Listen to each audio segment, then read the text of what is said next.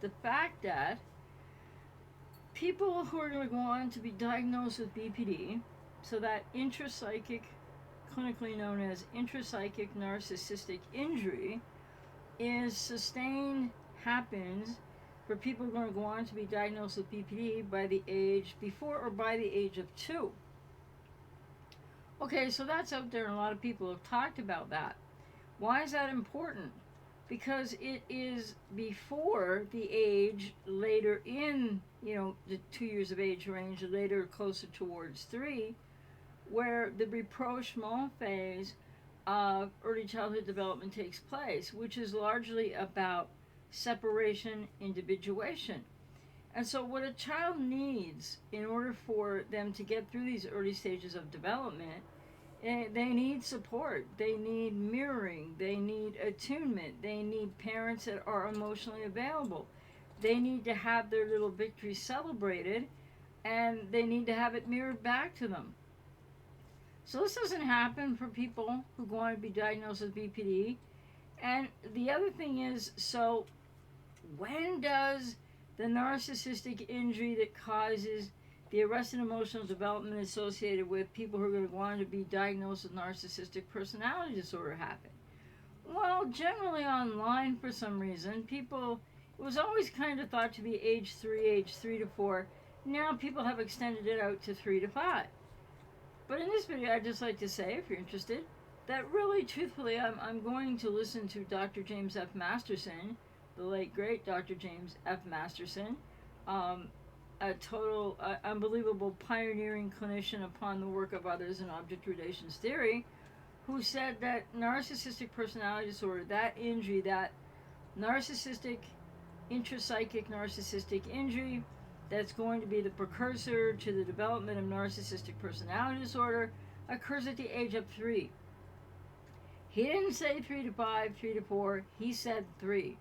So what we have here in between who becomes a person with borderline personality and who becomes a narcissist, it's a matter of months, and it's the same kind of lack of what's needed to get through these stages of early childhood development in healthy ways. And so that lack has more to do, so far as we know right now, it has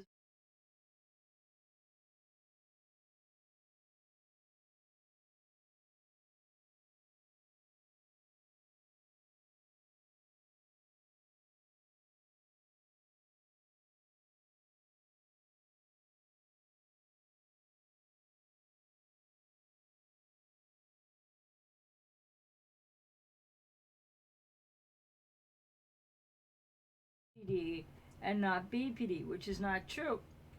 So I was going to look at a note of mine here. So for some people in their minds, some people are fascinated with this. You might find it interesting. Some people maybe not. But it's sort of like some people want to present it like the chicken and the egg dilemma, but it's not, because clearly the intrapsychic narcissistic injury that happens before by the age of 2, before separation individuation, before a person can gain, like a young child can gain a sense of true self, the otherwise burgeoning authentic self is psychologically arrested, stopped right there, and a false self will rise from that point. And it's not as strong a false self as what you see in people with narcissistic personality disorder.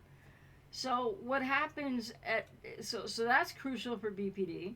What's crucial for narcissistic personality disorder, diagnosis later, because it's hard to diagnose this in the teenagers because there's aspects of being a relatively healthy teenager or adjusting to the stages of development through the teenage years that can mimic some of this symptomology, or it doesn't necessarily mean people are going to have BPD or NPD. So NPD, that narcissistic intrapsychic injury, again, it occurs at the age of 3, according to Dr. James Masterson. So I'm going to go with that, not 3, 4, 5, 3. So we have maybe sometimes less than a year separating these two, what are known as narcissistic narcissistic injuries. But what happens at the age of 3? So they've done some separation individuation. They've been through a piece of that stage at the very minimum that people with BPD don't get through. And then what happens is they're into, by the age of 3, a child would be into the narcissistic, the healthy narcissism phase. Where again, it's like, along with separating and starting to individuate from parents, it's like when a kid is going to start saying, and it goes on further into 4, 5, 6, 7 years of age. Hey mom, hey dad, look at me! Like I'm gonna go down this slide. I'm gonna do this. I don't know. Today could be I'm gonna play this video game. But that's when a child is looking for again healthy mirroring and a parent who's emotionally available that isn't going to either not be there or spoil them, and who's going to reflect back and celebrate again and be involved in their growth. So people with BPD have the arrested emotional development, this intrapsychic narcissistic injury before or by the age of 2. So that's kind of like about when they turn 2.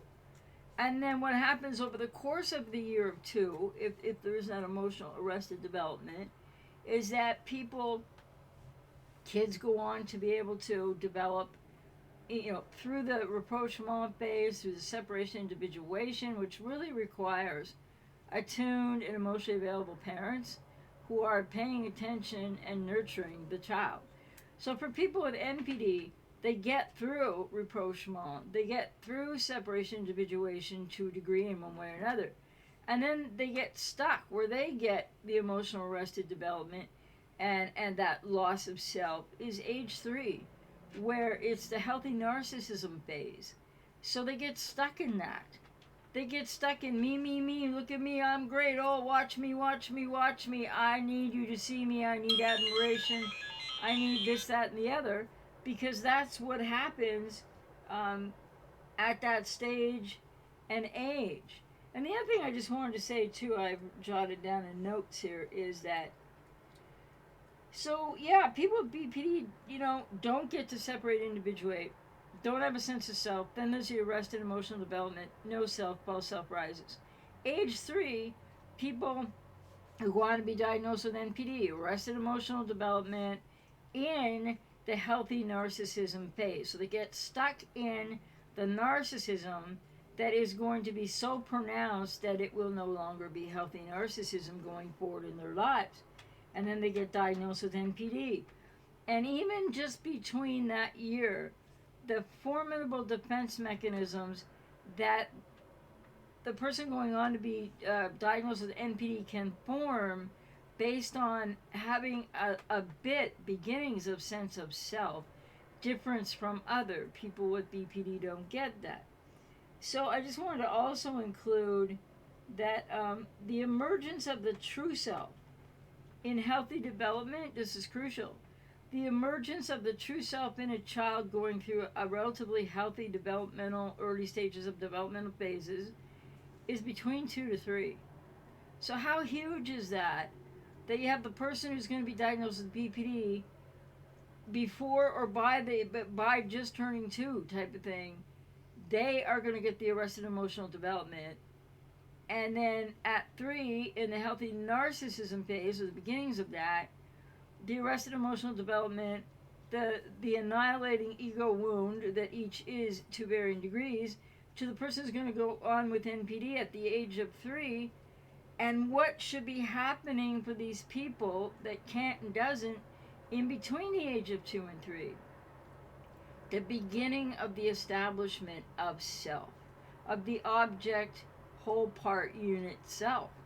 That children who get through these phases of development without all the things that go wrong, why people have BPD and NPD, that true self, that emergence of the true self, and this is according to James Masterson again, it begins between 2 and 3, but it can't begin for those who emotionally arrested at 2 or before 2, and it can't begin for those emotionally arresting at 3.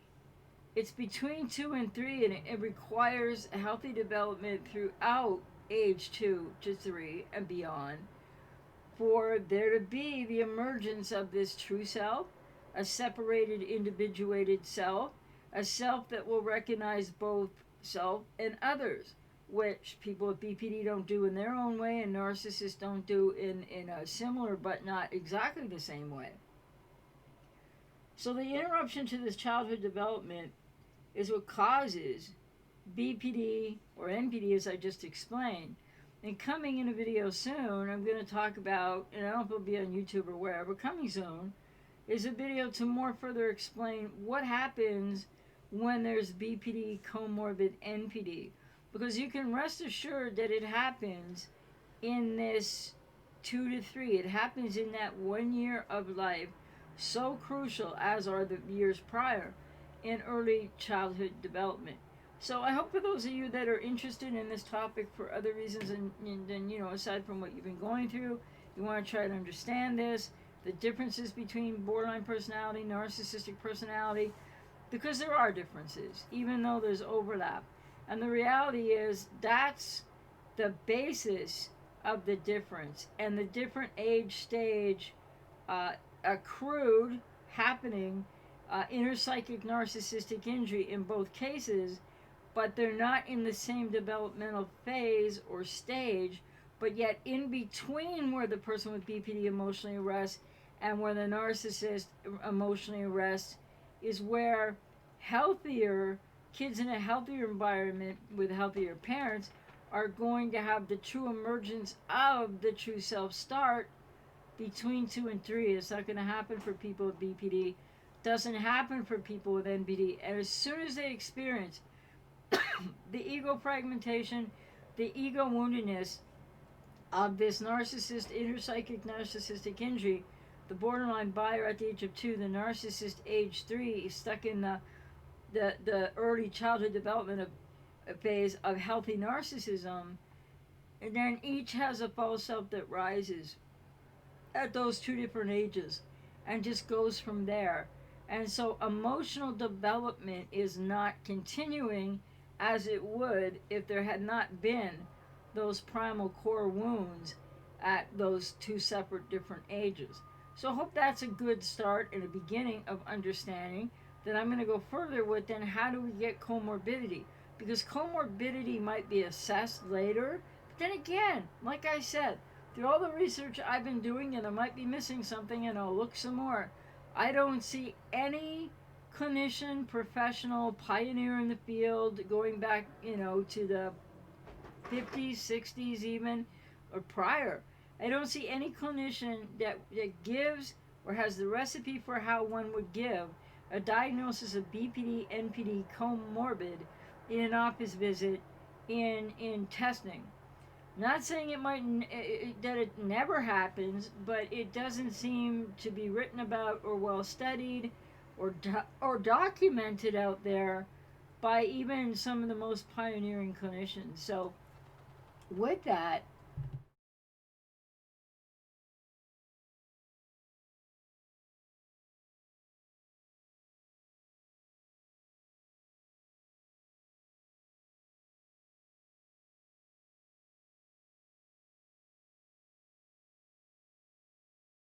comorbid BPD, NPD, and how does that happen? And then, like, the stats vary widely, right? Between 16% to 37 to 42%, and 16% has emerged as the most recent stat. And the other thing I would just say about this is that it's estimated right now that there's approximately 6% of the population that has narcissistic personality disorder. That doesn't mean traits or whatever, that's actually having the disorder. And again, I think BPD is still underrepresented in the stats because I think they still hold it at 2%, which is gotta be like not realistic. So, but stats are really hard to come by. Accuracy in stats next to impossible.